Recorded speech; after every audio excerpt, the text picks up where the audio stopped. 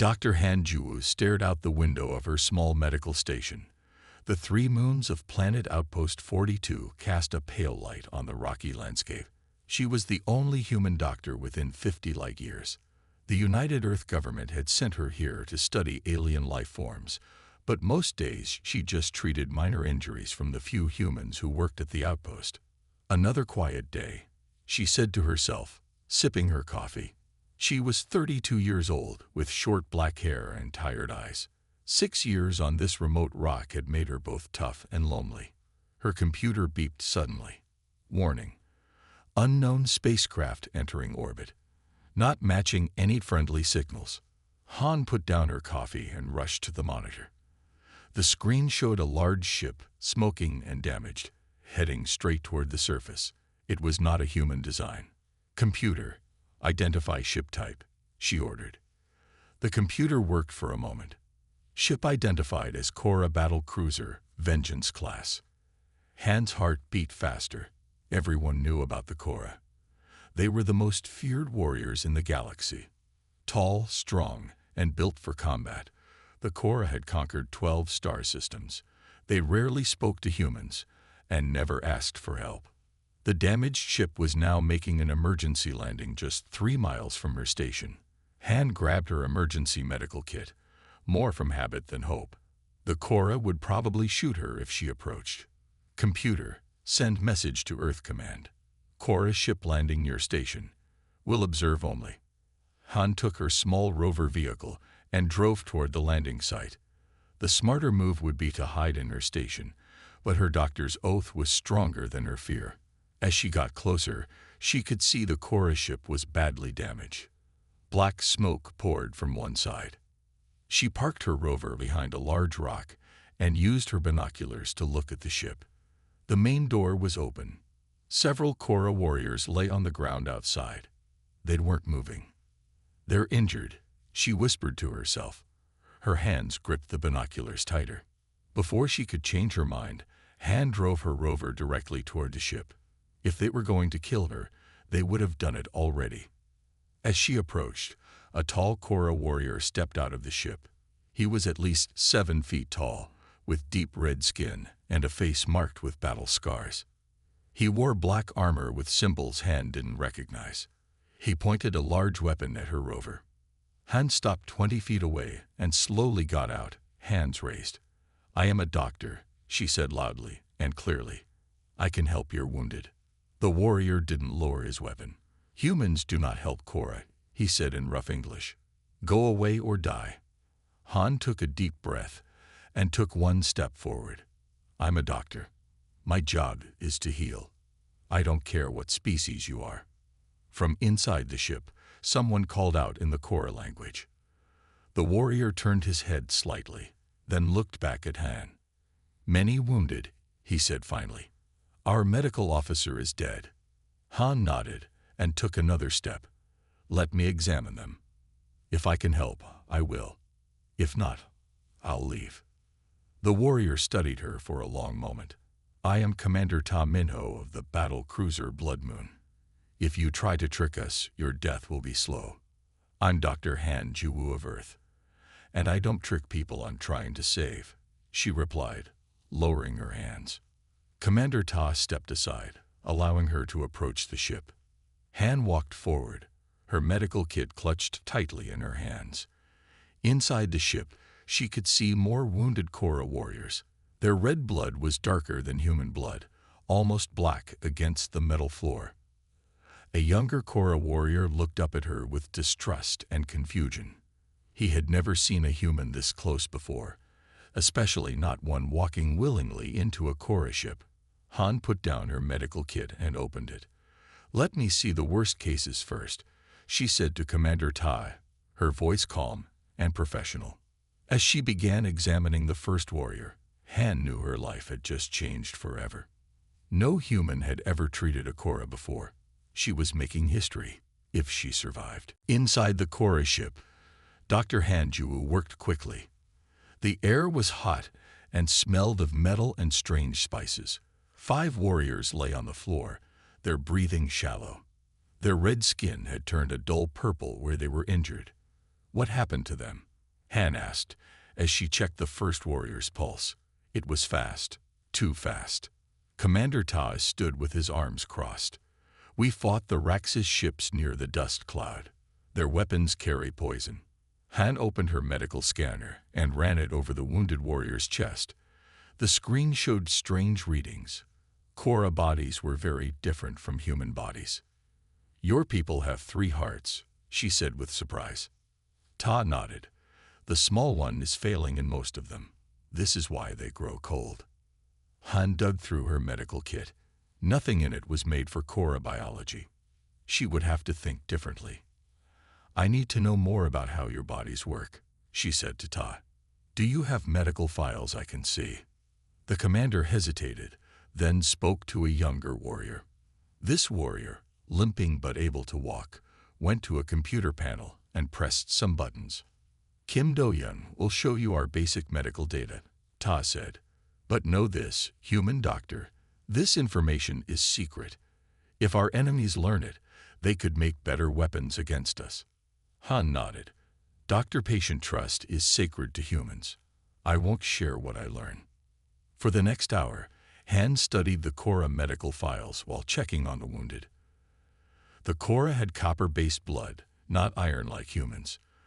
Their 3 hearts worked together in a complex system, and their skin contained small poison sacs that could release toxins when they were in danger. I think I understand the problem, Han finally said. The Raxus poison targets your copper blood cells. It's making small blood clots that block the 3rd heart. She turned to her medical kit again. I have medicine that breaks up clots in humans. It might work for your people, but I need to change the dose. Ta frowned. Human medicine could kill them faster. Yes, Han admitted, or it could save them. Those are our choices. The warrior called Kim Do-yeon spoke up. His voice was younger than Ta's. Commander, 3 more warriors have fallen unconscious. We cannot wait. Ta looked at the sick warriors, then back at Han. His yellow eyes narrowed. Try your medicine on 1 warrior first. If it works, you may treat the others. Han nodded and carefully prepared an injection. She chose a warrior who was very sick, but not the worst case. If something went wrong, she didn't want to be blamed for a death that would have happened anyway. She injected the medicine slowly. Everyone watched in silence. For 5 minutes, nothing happened. Then the warrior's purple skin began to return to its normal red color. His 3rd heart is beating stronger, Han said, checking her scanner. The medicine is working. Tae touched the warrior's forehead. His fever breaks. For the first time, he looked at Han with something other than suspicion. Treat the others. Han worked through the night, adjusting the medicine for each warrior. By morning, all but 1 were improving. The last warrior had been too badly injured and died despite her efforts. Ta watched as his dead soldier was covered with a black cloth. Among Korra, losing only 1 warrior from such an attack is considered a miracle, he said quietly. Han wiped sweat from her forehead. I'm sorry I couldn't save him. You saved 9 others who would have died, Tae replied. No Korra would have trusted a human doctor. I did. And my warriors live. He put his hand on his chest in a gesture Han didn't recognize. The Korra remember those who help us. Han nodded, too tired to speak more. She had crossed a line no human doctor had crossed before. The galaxy's deadliest warriors had placed their lives in her hands, and she had not failed them. Kim Do-yeon approached with a cup of hot liquid. You must rest now, Dr. Han, he said. But first, drink this. It gives strength. Han took the cup, realizing this small act was perhaps the first friendly gesture between their species in history. 3 days passed. The Korra ship remained on the planet while repairs continued. Dr. Han visited daily, checking on her patients and learning more about these feared warriors. On the 4th morning, she found Kim Do-yeon waiting outside her medical station. The commander sent me, he explained. I am to help you carry your supplies. Han smiled. Thank you. But I think Commander Tai also wants you to watch me. Kim's face showed surprise. Then he nodded. Yes, trust grows slowly between our peoples. As they walked to the ship, Han studied the young warrior. Though young was relative, Kim was probably older than her, but considered young by Korra standards. How old are Korra when they become warriors? She asked. We begin training at age 5, Kim replied. I completed my final trials at 25. I am now 34 in your Earth years. Han nodded. On Earth, some people never see combat in their whole lives. Kim looked shocked. How do humans become strong without battle? We find other ways to test ourselves, Han said, through sports or science or helping others. Kim thought about this as they entered the ship. The wounded warriors were sitting up now, eating from metal bowls. They nodded to Han as she entered, a sign of growing respect. Commander Tai approached. Dr. Han, our ship will be ready to leave in 2 days. Good. Your warriors are healing well, Han said, setting down her medical kit. But they should avoid combat for at least 2 weeks. Tai made a sound that might have been a laugh. Korra do not avoid combat. Han started checking the warriors one by one. Then more will die. As she worked, Han noticed the warriors watching her closely. One of them spoke to Kim in their language. What did he say? Han asked. Kim seemed uncomfortable. He asked how humans became a space-traveling species when you are so soft. Soft, Han repeated. Your skin tears easily. Your bones break. You have only one heart. To Korra, humans seem very fragile. Han thought for a moment. Yet here I am, helping warriors who can snap my bones with one hand. The warrior who had spoken nodded slowly, seeming to understand her point. Later, while Han was organizing her supplies, Commander Ta joined her. My warriors have questions about humans. They have only heard stories. What stories? Han asked. That humans conquered space through trickery, not strength. That you fear battle and prefer to hide behind machines. Han stopped her work and faced the commander. Some humans love peace. Others train for war, like your people. We are many things, not just one. Ta considered her words. On our home planet, only the strong survived. Great beasts hunted us for thousands of years. We became hunters to live. Earth had dangerous animals too, Han said. But humans learned to work together. Our strength is in our minds and our unity. Unity. Tay repeated the word as if testing it. Korra valued the strength of one warrior, the lone fighter against many. Yet you command a ship of many warriors, Han pointed out. Tay touched the scars on his face. Yes, I learned that lesson in blood. That evening, Kim showed Han the ship's food preparation area. He offered her a bowl of Korra food, a thick stew with spices Han had never tasted before. Our battle rations, Kim explained. It may be too strong for humans.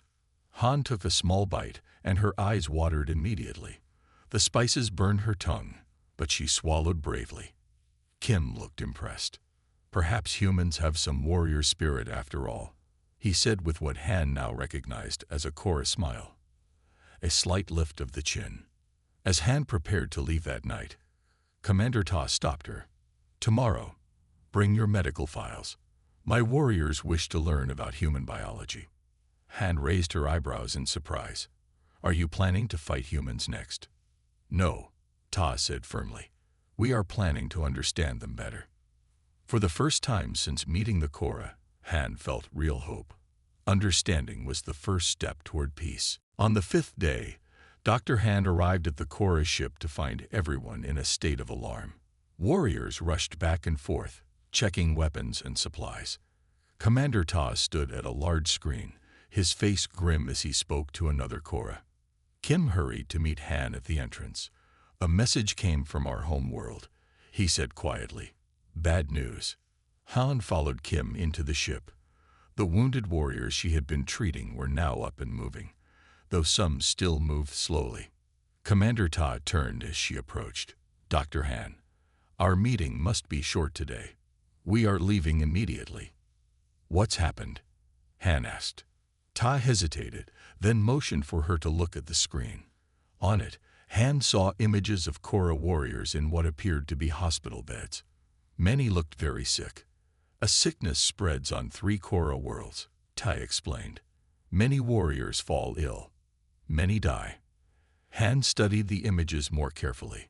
The sick Korra had purple patches on their skin, just like the warriors she had treated. "Commander, these symptoms match what your wounded had," she said. "The poison from the Raxus weapons might be spreading as a disease." Tay's yellow eyes widened. "How is this possible?" "Some poisons can change inside the body," Han explained. "They can become something that passes from one person to another." Another warrior approached and spoke rapidly to Tai in their language. Tay replied sharply, and the warrior looked at Han with suspicion. "What did he say?" Han asked Kim. Kim looked uncomfortable. He suggested that humans might have created this disease to weaken the Korra. Han shook her head firmly. "Humans did not do this, but I think the Raxus might have designed their weapon to spread." Tai was watching her closely. "The High Command has ordered all ships to return. Affected areas are now closed off. No one enters or leaves." "That's wise," Han said. "But you'll need more than quarantine. You need a cure." Tay turned back to the screen. "Our medical teams work on this, but they have not seen such sickness before." Han took a deep breath. What she was about to suggest was crazy. "Commander, I have experience with this poison now. I might be able to help develop a treatment." The ship went silent. Every warrior stared at her. "You offer to help the Korra?" Tai asked slowly. "Yes," Han said. "This disease could spread to other species too, maybe even humans. Stopping it helps everyone." The warrior who had spoken earlier barked something in the Korra language. "He says no human has ever been allowed in Korra space," Kim translated. "It is forbidden. And no Korra has ever trusted a human doctor before," Han replied. "But here we are." Tai studied her for a long moment. Then he spoke to his warriors in their language. A heated discussion followed. Some warriors pointed at Han, their voices angry. Others, including the one she had treated, seemed to be defending her. Finally, Tai raised his hand, and everyone fell silent. "Dr. Han," he said, "your Earth government will not approve of you entering Korra space." "Probably not," Han agreed. "But I'm the doctor, and I make my own choices." Just then, Han's communicator beeped. It was a message from Earth Command. "Dr. Hehan, return to station. Immediately. Korra ship must leave the system. Do not respond to NYKORA requests." Han read the message, then looked up at Ta. Their eyes met, and a moment of understanding passed between them. "If I go with you," she said, "I might not be able to return to Earth for a long time. Maybe never." "This is true," Tai replied. "The choice is yours." Han thought about her small station, 6 lonely years on this remote planet. What was waiting for her back on Earth? More research labs, more reports to write. Here was a chance to make real history, to save lives, to truly understand the most feared species in the galaxy. "I need to pack some supplies," she said finally. "When do we leave?" 1 hour, Ta said. The corner of his mouth lifted slightly, what Han now recognized as a Korra smile. As Kim walked her back to her station, he asked, "Are you afraid?" Han looked up at the sky, thinking of the vast unknown of Korra space beyond. "Yes," she answered honestly. "But sometimes fear is a good thing. It means you're about to do something important." The Korra ship, Blood Moon, left the planet's orbit with Dr. Han Ju on board. She watched through a viewing window as the small medical station, where she had spent 6 years of her life, disappeared into the darkness of space. Commander Ta had given her a small room near the medical area. It was designed for Korra, not humans. The bed was too large, the ceiling too high, and the temperature too warm. But Han didn't complain. "We will reach Korra Prime in 6 days," Kim told her as he showed her how to use the ship's food machine. I have programmed it to make some Earth foods, but the taste may not be right. Han tried the coffee it produced and tried not to make a face. It tasted like burnt metal. It's fine, she lied. Life on a Korra warship was different from anything Han had experienced. The warriors trained for hours each day, fighting in practice rings with real weapons. Injuries were common, but the Korra seemed proud of their wounds. On the third day, Commander Tai invited Han to the bridge. The large command center was filled with warriors at different stations. A huge screen showed the stars ahead. We are now in deep space, Tai explained. No human has ever been this far into Korra territory. Han looked at the star map. It's beautiful. Ta seemed surprised by her comment. You see beauty in star maps. I see beauty in many things, Han replied. The way different stars shine. The way your ship moves through space. The way your people work together. Ta considered this. Korra are taught to see usefulness, not beauty. A star is a navigation point. A ship is a weapon. Warriors are tools for battle. Maybe that's why you need outside eyes sometimes, Han suggested. Before Tai could respond, alarms blared throughout the ship. Warriors rushed to battle stations. 3 ships approaching. A warrior called out. Navar raiders. Tai's face hardened. They hunt damaged ships. They think we are easy prey. He turned to Han. Go to your room and stay there. Han hurried off the bridge. But instead of going to her room, she went to the medical area. If there was going to be a battle, there would be wounded warriors. The ship shook as weapons fire hit its shields. Han grabbed medical supplies and prepared for casualties. The first injured warrior arrived minutes later, carried by 2 others.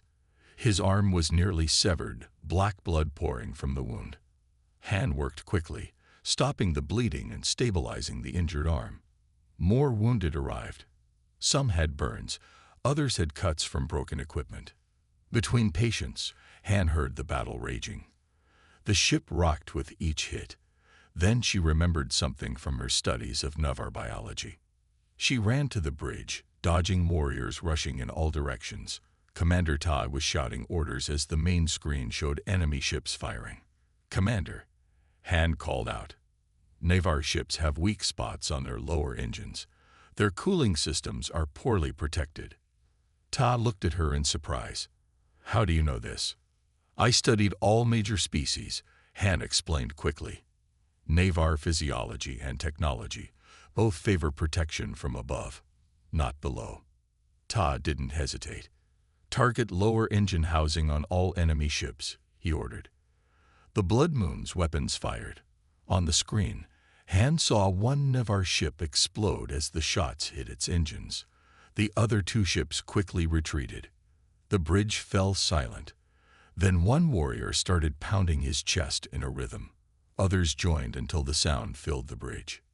It is the battle victory sound, Kim explained, appearing beside Han. And it is for you. Tai approached her. No human has ever helped Korra win a battle, he said. Today, you changed history twice. Han shook her head. I just shared information, and I need to get back to the wounded. As she turned to leave, Ta stopped her. You were not in your room. You were treating the injured. Han met his eyes steadily. I'm a doctor. That's what I do. Ta nodded slowly. Perhaps humans and Korra are not so different after all. We both fight in our own ways. That night, as Han finally rested, Kim brought her a small metal pin shaped like a Korra weapon. The commander says you have earned this, Kim explained. It means you have fought alongside Korra and proved your worth. Han held the pin carefully. Thank you. No, Kim said seriously. Thank you. Many more would have died today without you. When we reach Korra Prime, the others will know of this. Korra Prime filled the viewing screen as the Blood Moon approached. The planet was larger than Earth, with vast red oceans and brown landmasses. 3 moons orbited it, each covered with what looked like cities. Our home, Kim said, standing beside Han. No human has ever seen it with their own eyes. Han stared in wonder. It's magnificent. Commander Ta joined them. "We have received landing permission, but there is a problem." He looked uncomfortable. "The High Command is not happy about your presence." "I expected that," Han said calmly.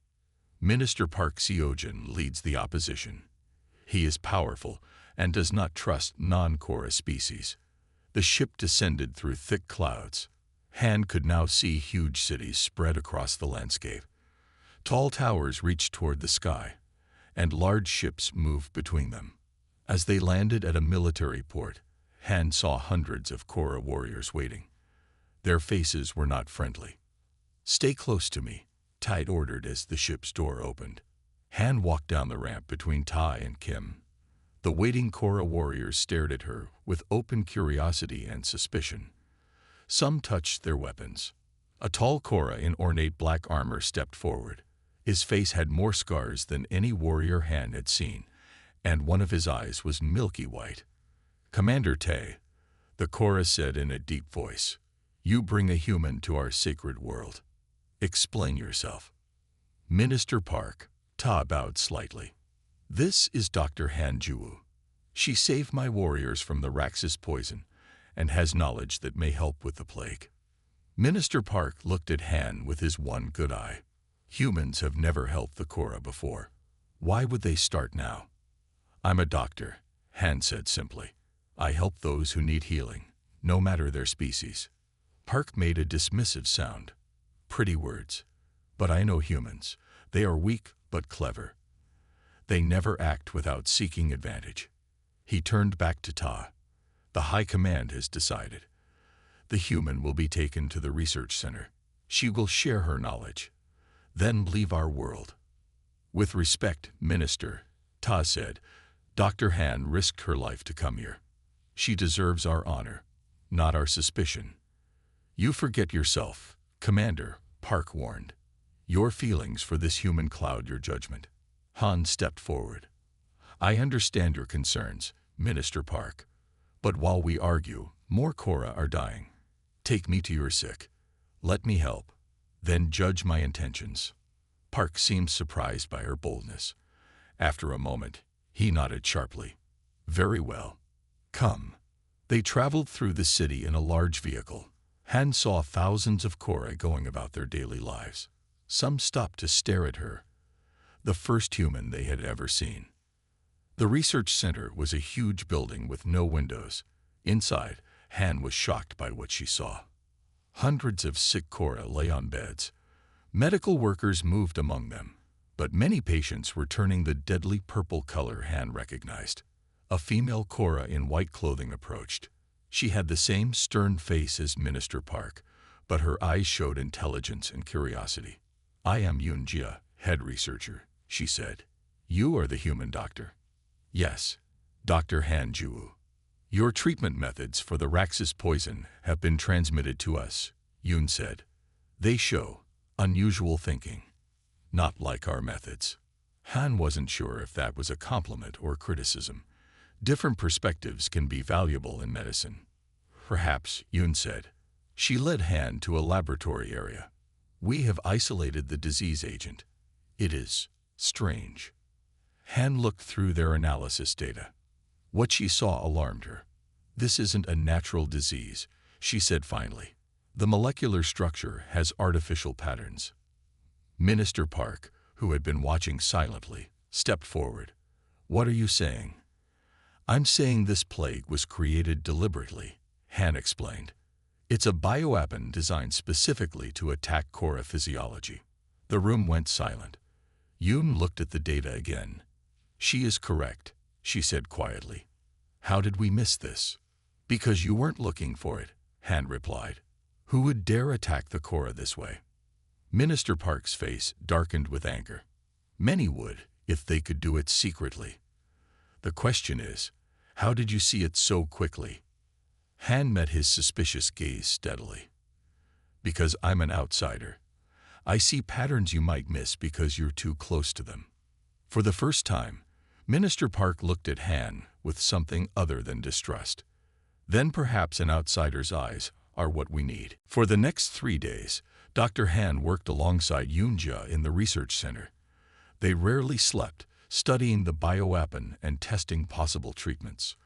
Other Cora scientists watched Han carefully at first, but soon they were asking for her ideas.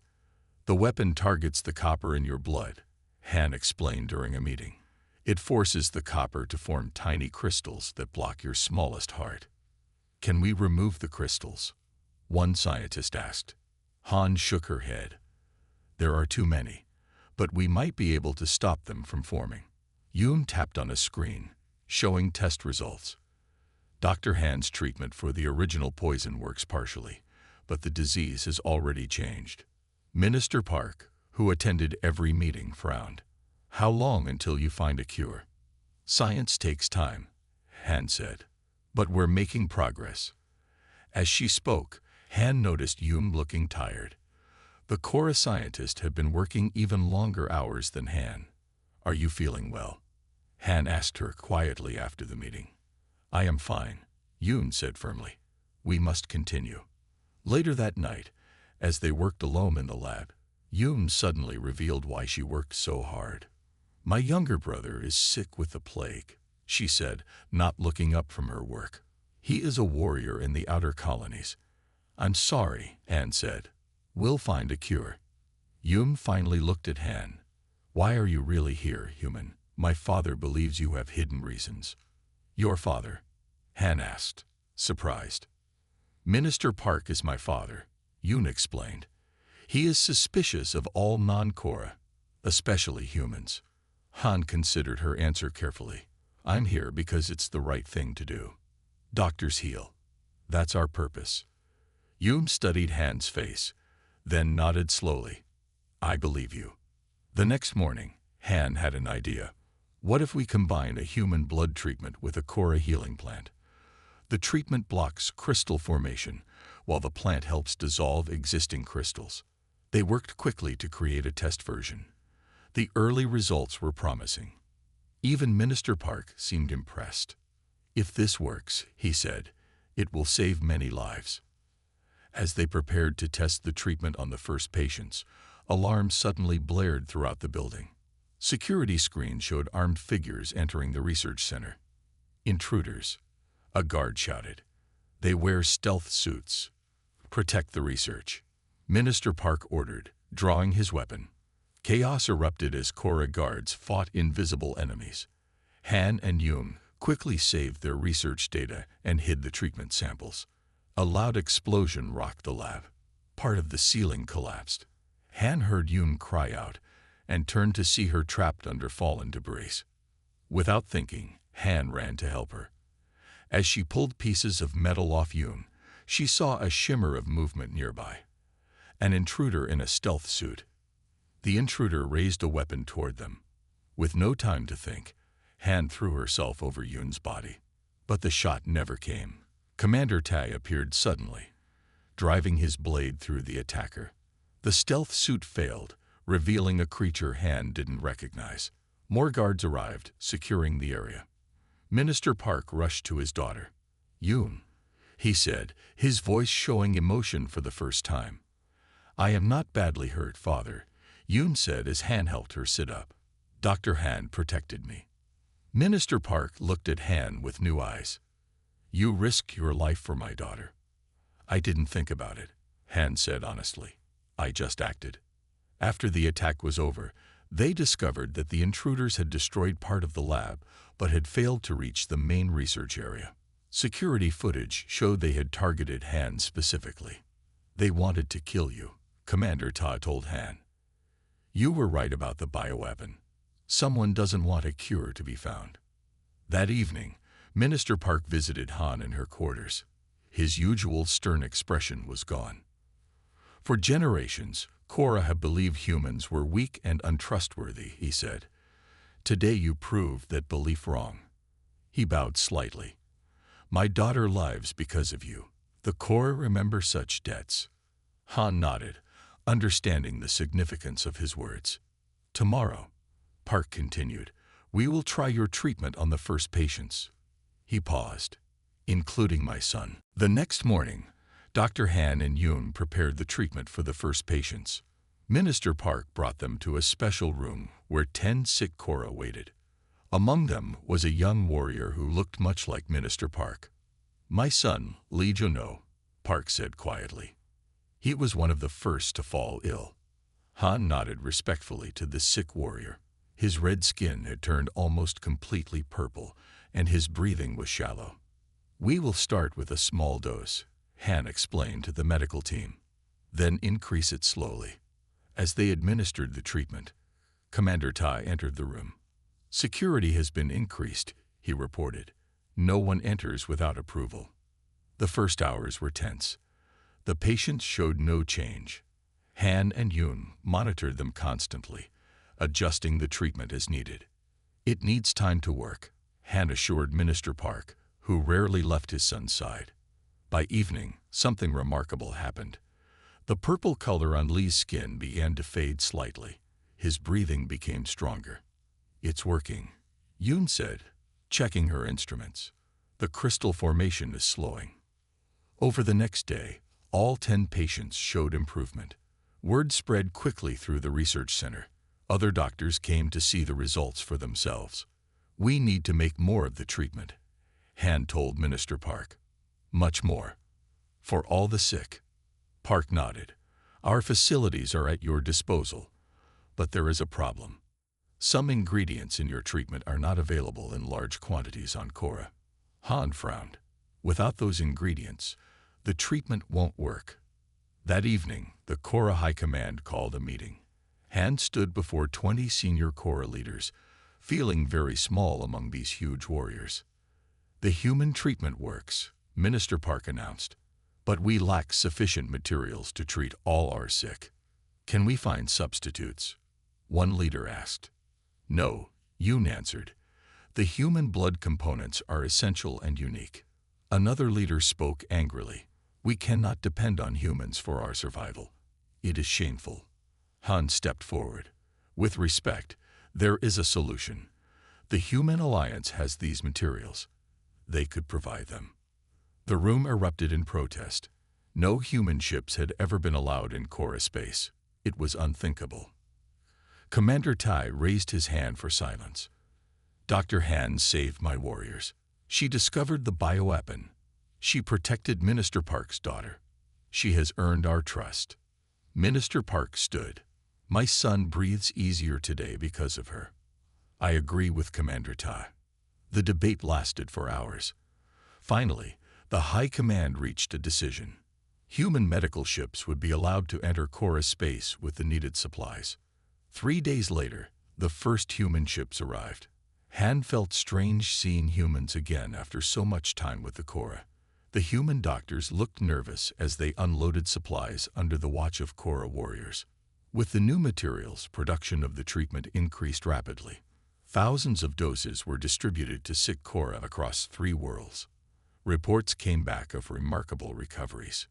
One evening, as Han worked late in the lab, she felt suddenly dizzy. Her vision blurred, and she had to grab a table to keep from falling. Yoon noticed immediately. "Dr. Han, are you unwell?" "Just tired," Han said. But as she spoke, she noticed something alarming. Her hands had a purple tint, the same color as the sick Korra. Yoon saw it too. She quickly took a sample of Han's blood and examined it. "Impossible," Yoon whispered, looking at the results. "The bioweapon has changed again. It has adapted to human physiology." Han felt her legs weaken. She sat down heavily. "How?" "It was designed for Korra biology." "Someone has modified it," Yoon said grimly. "They knew you were helping us." As Han's condition worsened, Commander Tai and Minister Park were called. They rushed into the lab to find Han barely conscious. "Save her," Ta commanded the medical team. Minister Park looked down at the human doctor who had saved his children and countless Korra warriors. His voice was firm as he spoke. "The Korra will not let this human die," he declared. "She is bloodkin now." For 3 days, Dr. Han Juwu floated between life and death. Her small human body fought against the modified bioweapon. The Korra's best medical team worked tirelessly to save her. Yoonjia rarely left Han's side. She adapted the treatment they had created together, modifying it for human biology. Commander Ta stood guard outside the medical room, allowing only trusted Cora to enter. Minister Park called upon the human doctors who had brought supplies. At first, they were afraid to enter deeper into Cora territory. But when they learned a human doctor was dying after saving thousands of Cora, they came without hesitation. Her courage shames us all, one human doctor said as he worked alongside Yoon. On the fourth day, Han's fever broke. Her skin began to return to its normal color. When she finally opened her eyes, she found her room filled with Cora warriors standing in silent respect. "What happened?" she asked weakly.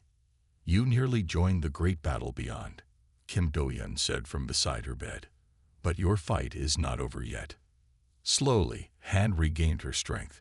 She learned that while she was sick, the Cora had captured one of the saboteurs. Under questioning, the prisoner revealed that a group of species, tired of Cora dominance, had created the bioweapon together. "They modified it to target you when they learned a human was helping us," Tai explained.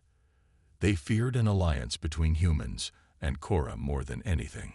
2 weeks later, Han was strong enough to attend a meeting of the High Command. The Great Hall was filled with Cora leaders and warriors. Human representatives had been invited for the first time in history. Minister Park stood and addressed the gathering. "For generations, the Cora have stood alone. We believed it was strength to need no one." He looked at Han. "We were wrong." A murmur ran through the crowd. "This human doctor came to us when we were in need," Park continued. "She risked her life for our people, and when our enemies targeted her, she did not abandon us." Han listened, amazed at how much had changed. The same minister who had first seen her as a potential spy now spoke of her with respect. "Today," Park announced, "we offer Dr. Han Jiwoo the title of bloodkin to the Cora people. No non-Cora has ever received this honor." The warriors pounded their chests in approval. Han stood, still weak but determined to show strength as the Cora would. "I came as a doctor," she said simply. "I stay as a friend. Our peoples are different, but we are stronger together than apart." After the ceremony, Han walked with Commander Tai, Kim, and Yoon through the capital city. Cora citizens nodded respectfully as she passed. Some even touched their hearts in the Cora gesture of honor. "What will you do now?" Tai asked. "Will you return to Earth?" Han thought for a moment. "Not yet. There is more work to do, more to learn from each other." 1 year later, Han stood outside a new building near the research center. Its sign showed both Cora and human writing. Joint Medical Academy. Young Cora warriors lined up to enter. Among them were a few humans in medical uniforms. Minister Park and Commander Ta stood with Han as they watched the students file in. "They said it could not be done," Tae remarked. "Cora warriors learning to heal, not just fight." "Your son is an excellent teacher," Han said to Park. Lee Chuno had recovered fully and now helped train Cora warriors in medical skills. Park nodded. "And my daughter leads the research that will protect both our peoples from future weapons." Han looked at the academy with pride. What had begun with a damaged ship and wounded warriors had grown into something revolutionary. "The galaxy's deadliest warriors are now learning to save lives," she said. "Because one human doctor was not afraid to save ours," Tai replied. As the last students entered the academy, Han thought about her journey. She had come to the Cora as an outsider, a potential enemy. She stayed as family. Bloodkin. The universe was vast and often dangerous, but today it was a little safer because 2 different species had learned to trust each other. Sometimes the strongest weapon was not a blade or a gun. Sometimes it was a healing hand, offered without fear.